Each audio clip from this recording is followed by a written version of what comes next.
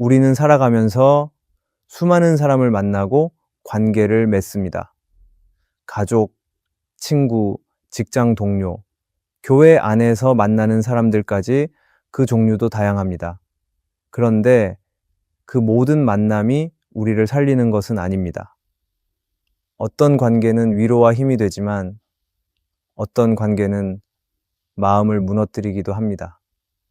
그래서 우리는 종종 이런 질문을 하게 됩니다. 이 만남이 하나님이 주신 만남일까? 정말 이 사람이 내 인생에 필요한 사람일까? 하지만 우리는 그 답을 단번에 알 수는 없습니다. 그래서 때로는 귀한 만남을 놓치기도 하고 반대로 불필요한 만남에 너무 많은 마음을 쏟아버리기도 합니다. 그럴 때 우리는 성경 속 인물들의 만남을 다시 살펴봐야 합니다. 하나님이 어떤 사람들을 어떻게 만나게 하셨는지를 보면 지금 우리의 만남도 새롭게 바라볼 수 있기 때문입니다.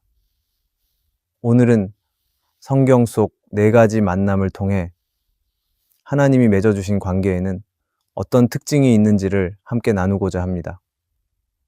그 안에서 지금 내 곁에 있는 사람을 다시 바라보고 하나님이 주신 관계를 붙드는 은혜가 있기를 바랍니다. 첫째, 하나님이 맺어주신 관계는 상대방을 통해 하나님의 말씀을 듣게 합니다. 하나님은 말씀하시는 분이십니다. 때로는 꿈으로, 때로는 상황으로, 때로는 마음의 감동으로 말씀하시지만 무엇보다 자주 사용하시는 도구는 사람입니다. 우리가 외로워서 사람을 찾을 때도 있지만 하나님은 우리를 말씀으로 돌이키시기 위해 사람을 붙여주십니다. 그냥 곁에 있는 것이 아니라 하나님의 뜻을 전달할 사람을 꼭 필요한 때에 만나게 하십니다. 다윗이 그랬습니다. 하나님께 선택받은 왕이었고 어린 시절부터 하나님의 마음에 합한 자라는 칭찬을 들었던 사람이었습니다. 그는 전쟁에서도 승리했고 백성들의 존경도 받았고 왕으로서의 자리를 굳건히 세운 사람이었습니다. 하지만 그렇게 모든 것이 안정되었을 때 그는 영적으로 가장 위험한 자리에 놓여 있었습니다. 죄를 짓고도 아무도 그에게 무엇이라 말하지 못할 만큼 그는 막강한 권력을 가진 왕이었습니다. 밧세바를 범했고 그녀의 남편 우리아를 죽이는 끔찍한 죄를 저질렀지만 자신이 무슨 잘못을 했는지조차 자각하지 못한 상태였습니다. 하나님은 그를 그냥 두지 않으셨습니다.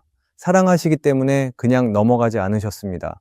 그리고 한 사람을 보내셨습니다. 바로 나단 선지자였습니다. 나단은 조심스럽게 그러나 분명하게 하나님의 뜻을 전했습니다.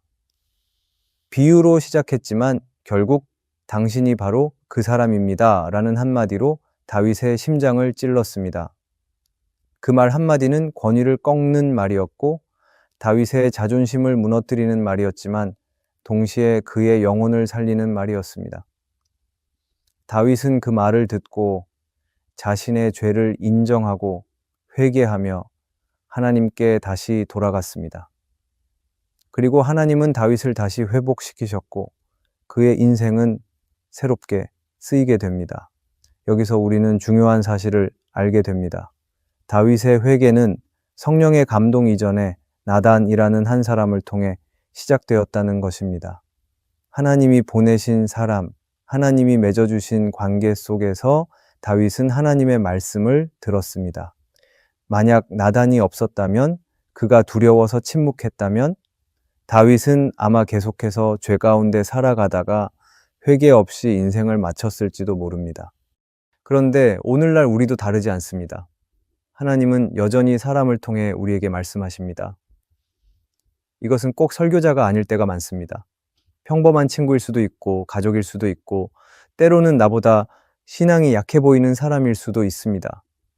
그러나 그 사람이 하나님께 붙들린 사람이라면 그의 말 속에 하나님의 메시지가 담겨 있을 수 있습니다.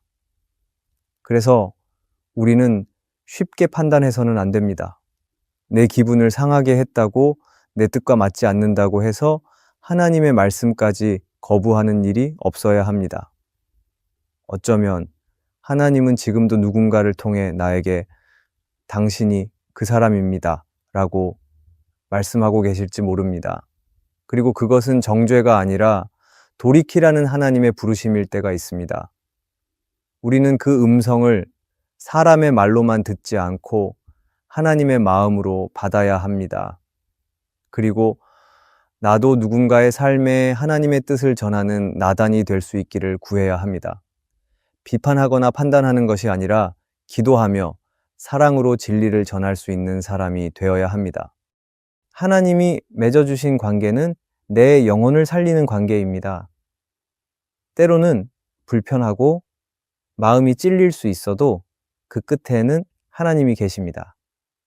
그래서 우리는 그런 만남을 붙들어야 합니다. 나에게 하나님의 말씀을 들려주는 사람, 나를 하나님 앞으로 이끄는 사람, 그런 사람은 내 인생에서 절대 놓쳐서는 안 되는 축복입니다. 하나님은 지금도 그렇게 말씀하시며 사람을 통해 우리를 다시 일으켜 세우십니다. 하나님이 보내신 사람의 음성에 귀 기울일 수 있는 마음이 있기를 바랍니다. 그리고 그 말씀 앞에 다윗처럼 엎드릴 수 있는 믿음이 우리 안에 다시 살아나기를 바랍니다. 우리가 하나님이 맺어주신 관계는 상대방을 통해 하나님의 말씀을 듣게 한다는 것을 기억하기를 바랍니다. 둘째, 하나님이 맺어주신 관계는 혼자서는 할 수 없는 일을 이루게 하십니다. 우리 삶에는 혼자서 할 수 없는 일이 참 많습니다. 그런데 우리는 종종 이런 마음을 품습니다. 나는 혼자서도 잘할 수 있어. 하나님만 있으면 돼. 물론 하나님 한 분이면 충분하다는 믿음은 귀한 고백입니다. 그러나 하나님은 우리에게 늘 사람을 붙여주십니다. 그 사람과 함께 할 때에 비로소 하나님이 맡기신 일을 온전히 이룰 수 있도록 하십니다. 모세도 그랬습니다. 하나님께 부름을 받은 순간 모세는 겁이 났습니다. 말이 느리고 사람들 앞에 서는 것이 두려웠습니다. 그래서 그는 여러 번 하나님께 자신 말고 다른 사람을 보내달라고 했습니다. 하나님은 모세의 연약함을 외면하지 않으셨습니다. 오히려 그를 위해 형 아론을 함께 보내주셨습니다. 아론은 말이 능숙했습니다. 모세가 하나님의 말씀을 들으면 아론이 백성들 앞에서 대신 전했습니다. 모세와 아론은 함께 바로 앞에 서서 하나님의 말씀을 선포했고 이스라엘 백성을 이끌었습니다. 혼자서는 도저히 감당할 수 없던 일을 두 사람이 함께하면서 감당할 수 있게 된 것입니다. 물론 아론도 완벽한 사람은 아니었습니다. 때로는 실수도 했고 하나님 앞에 잘못된 선택을 하기도 했습니다. 하지만 하나님은 그런 아론을 통해서도 일하셨고 모세 곁에 꼭 필요한 사람으로 세우셨습니다. 하나님이 맺어주신 관계는 나를 완벽하게 만들어주는 사람이 아니라 나의 부족함을 채워주는 사람입니다. 우리 삶도 마찬가지입니다. 어떤 사람은 말하는 것을 잘하고 어떤 사람은 섬세하게 계획을 세우는 것을 잘하고 또 어떤 사람은 용기를 내는 일을 잘합니다. 하나님은 내게 없는 부분을 가진 사람을 붙여주십니다. 처음에는 그 사람이 불편하게 느껴질 수도 있고 나와 너무 다르게 느껴질 수도 있습니다. 하지만 시간이 지나면 알게 됩니다. 이 사람이 있어서 내가 여기까지 올 수 있었구나. 하나님은 우리가 혼자서 감당하지 않도록 누군가를 곁에 보내주십니다. 그리고 그 사람과 함께 할 때 하나님이 원하시는 더 큰 일을 이루게 하십니다. 혼자보다 함께 할 때 하나님의 뜻이 더 분명하게 드러납니다. 그래서 하나님이 맺어주신 관계는 함께 있을 때 더욱 하나님을 의지하게 하고 더 깊이 순종하게 만드는 관계입니다. 혹시 지금 내 곁에 그런 사람이 있나요? 내가 처음엔 잘 맞지 않다고 느꼈지만 어느 순간부터 함께 할 때 마음이 놓이고 하나님의 일이 더 잘 풀리는 사람이 있다면 그 사람은 하나님이 보내신 사람일 수 있습니다. 모세에게 아론이 꼭 필요했듯이 우리에게도 그런 사람이 필요합니다. 하나님은 지금도 사람을 통해 일하십니다. 나 혼자서는 할 수 없지만 누군가와 함께 할 때 할 수 있는 일이 있습니다. 하나님이 붙여주신 그 사람을 귀하게 여기기 바랍니다. 그 사람을 통해 하나님이 일하고 계시다는 것을 믿고 함께 하나님의 일을 이루어 가기를 바랍니다. 우리가 하나님이 맺어주신 관계는 혼자서는 할 수 없는 일을 이루게 하신다는 것을 기억하기를 바랍니다.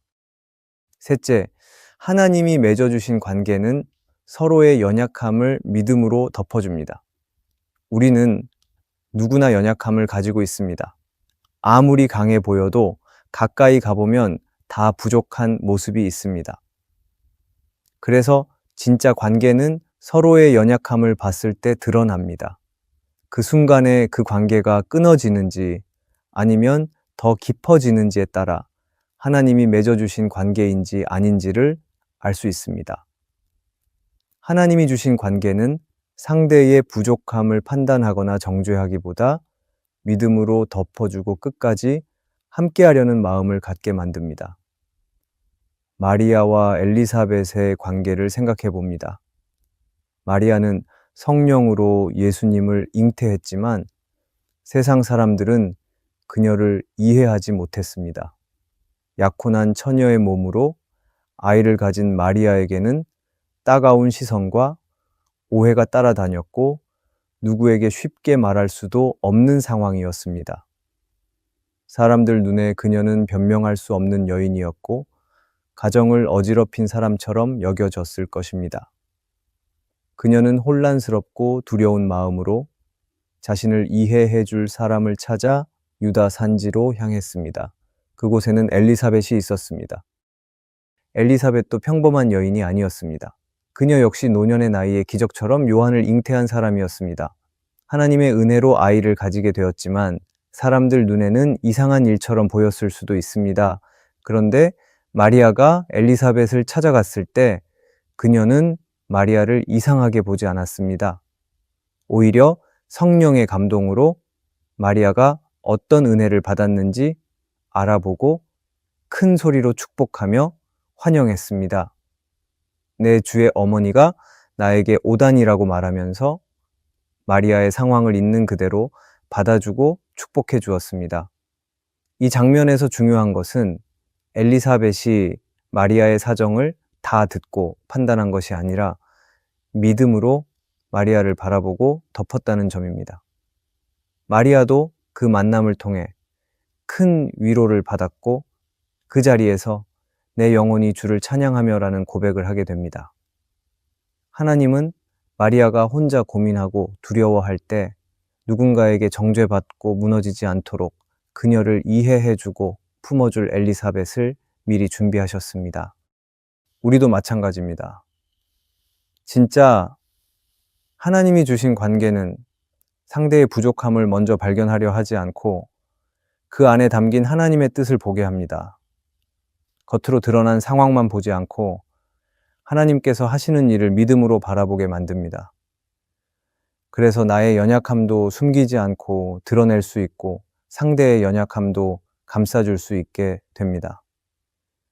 요즘은 사람들의 약점을 알게 되면 멀어지기 쉽습니다. 마음이 식기도 하고 실망해서 관계를 정리하는 일도 많습니다. 그러나 하나님이 주신 관계는 다릅니다. 오히려 그 약점 앞에서 더 기도하게 되고 더 사랑하게 됩니다. 마리아와 엘리사벳처럼 서로의 특별한 사정을 믿음으로 이해하고 서로를 축복하며 받아줄 수 있는 관계가 바로 하나님이 맺어주신 관계입니다. 지금 내 곁에 있는 사람은 어떻습니까? 그 사람의 연약함이 보일 때 나는 어떻게 반응합니까? 혹시 정리하고 싶은 마음이 먼저 들지 않습니까? 그럴 때 하나님이 보내신 사람이라면 다시 한번 기도하며 바라보아야 합니다. 하나님은 우리가 서로를 정죄하기보다 믿음으로 품기를 원하십니다. 마리아를 덮어준 엘리사벳처럼 지금 내 곁에 있는 사람의 연약함을 덮을 수 있는 믿음이 우리 안에 자라나기를 바랍니다. 그리고 내 연약함 또한 누군가의 믿음을 통해 덮임을 받으며 살아가기를 바랍니다. 그렇게 서로를 살리는 관계, 그것이 하나님이 맺어주신 관계입니다.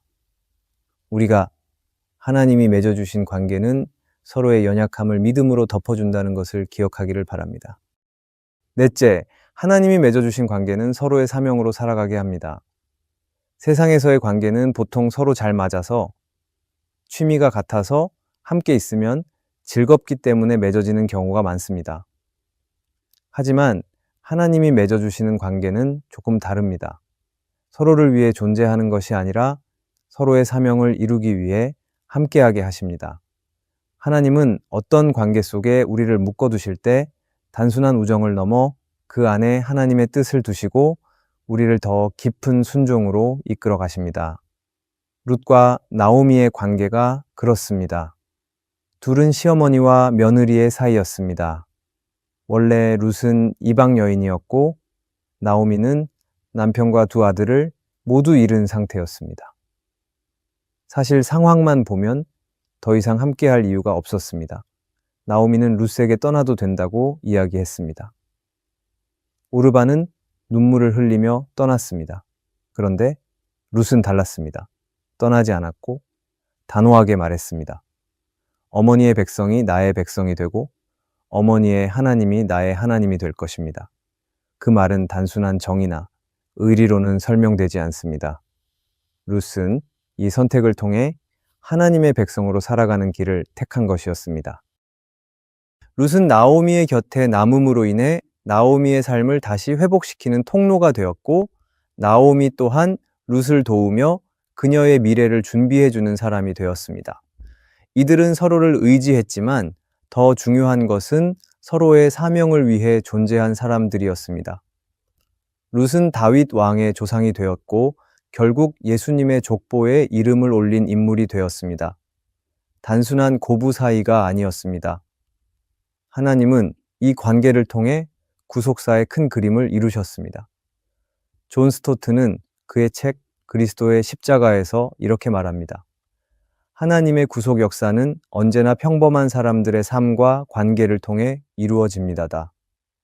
하나님은 룻과 나오미처럼 평범한 한 가정의 고난과 충성 속에서도 놀라운 계획을 이루십니다. 하나님은 어떤 한 사람의 사명만 중요하게 여기시는 분이 아닙니다. 하나님은 사람과 사람을 묶어 하나의 방향으로 이끌어 가시고 그 안에서 각자의 사명을 서로 통해 완성하게 하십니다. 우리에게도 이런 관계가 필요합니다. 나 혼자서 이루는 사명이 아니라 누군가와 함께 걸어갈 때 더 분명해지고 견고해지는 사명입니다. 서로가 서로를 위해 존재하는 것이 아니라 하나님을 위해 함께 존재하는 관계입니다. 처음엔 잘 이해되지 않을 수 있습니다. 하지만 시간이 지나면서 그 관계 안에 담긴 하나님의 뜻을 보게 됩니다. 그리고 그 사람이 없었다면 내가 이 자리에 올 수 없었을 것이라는 고백이 생깁니다. 혹시 지금까지 내 관계의 기준이 내가 편한가, 내가 원하는 사람인가였다면 이제는 조금 달라져야 합니다. 이 관계를 통해 하나님의 뜻이 이루어지고 있는가? 이 사람이 나를 하나님께 더 가까이 가게 하는가를 질문해 보아야 합니다. 하나님은 그냥 인연을 맺으시는 분이 아니라 사명을 따라 만남을 허락하시는 분입니다. 그러니 내가 누군가와 함께 있다면 그 안에서 하나님의 뜻을 구하며 살아가야 합니다. 룻과 나오미처럼 서로가 서로의 사명을 돕는 관계, 그것이 바로 하나님이 맺어주신 관계입니다. 내가 누군가를 위해 존재하고 누군가도 나를 통해 하나님의 뜻을 이뤄가는 관계야말로 끝까지 붙들어야 할 귀한 축복입니다. 이 축복을 놓치지 않고 더욱 깊이 누릴 수 있기를 바랍니다. 우리는 살아가면서 참 많은 사람을 만납니다. 하지만 그 모든 만남이 내 삶에 유익한 것은 아닙니다. 어떤 사람은 나를 웃게 하고 어떤 사람은 나를 지치게 합니다. 그래서 우리는 종종 헷갈립니다. 이 만남이 정말 하나님이 주신 걸까? 내가 이 관계를 계속 이어가야 할까?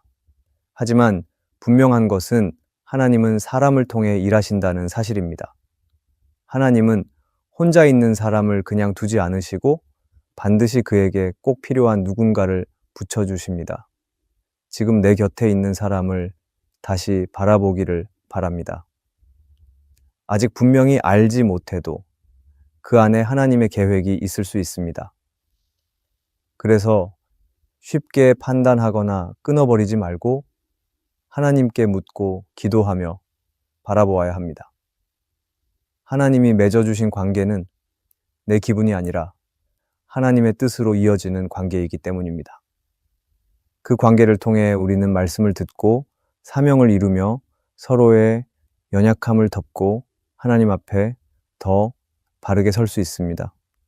오늘 우리에게 보내주신 만남을 귀하게 여길 수 있기를 바랍니다. 오늘의 말씀이 은혜가 되셨다면 댓글에 아멘이라고 적어주시면 감사하겠습니다. 여러분들이 남겨주시는 댓글은 정말 큰 힘이 됩니다. 그리고 여러분들이 눌러주시는 좋아요와 구독도 큰 힘이 됩니다. 오늘도 함께 해주셔서 감사합니다. 기도하겠습니다. 하나님, 내 삶에 필요한 사람들을 보내주시고 관계를 통해 말씀하시는 주님께 감사드립니다. 하나님의 뜻 안에서 만난 사람들을 소중히 여기게 하시고 그 관계를 통해 주님의 뜻을 분별할 수 있는 지혜를 주시기 바랍니다. 나도 누군가에게 주님이 보내신 사람으로 살아가게 해주시고 모든 만남 속에서 주님을 더욱 깊이 알아가게 하여 주시옵소서. 예수님의 이름으로 기도합니다. 아멘.